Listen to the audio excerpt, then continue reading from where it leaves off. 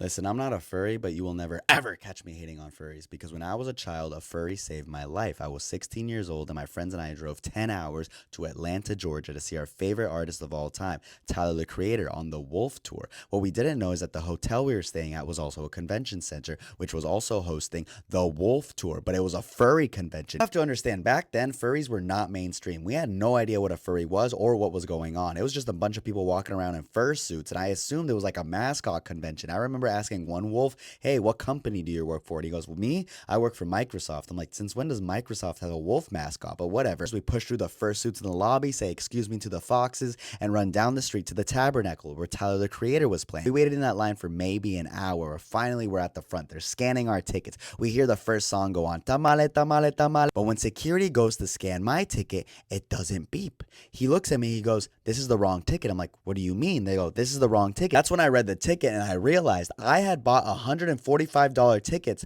to the wrong Wolf Tour. So all my friends were inside listening to Tyler the Creator, and I was stuck with tickets to the furry convention. I was absolutely heartbroken, and I'm sitting in the hotel lobby like about to cry when a couple furries come up to me. They go, what's wrong, kid? And I'm like in a bad mood, so I'm kind of rude. I was like, I bought tickets for this stupid furry convention, but I meant to buy tickets to Tyler the Creator. They're so nice. They're like, oh, well, why don't you just sneak into the show? And I'm like, what do you mean? They're like, yeah, the Tabernacle, that's a super easy venue to sneak into. How do you do that? They're like, come here, we'll show you. Myself and 4 dudes in full body fursuits pull up to the venue. We go around the back and they're like, look, that's where they load up the equipment. Just go in through that door. We're sure it's open. I'm like, there's no way they're going to let me in. Like, someone's going to see me. I'm like, I need a distraction. They're like, oh, you need a distraction? We got you. And I swear to God, in slow motion, they walk into the loading bay, all 4 of them, and they start howling. And I don't know if they had speakers in their suits or what, but they're loud. They just start howling to the moon like, oh. So naturally, security runs over to them. I know that's my golden opportunity. So I run past them,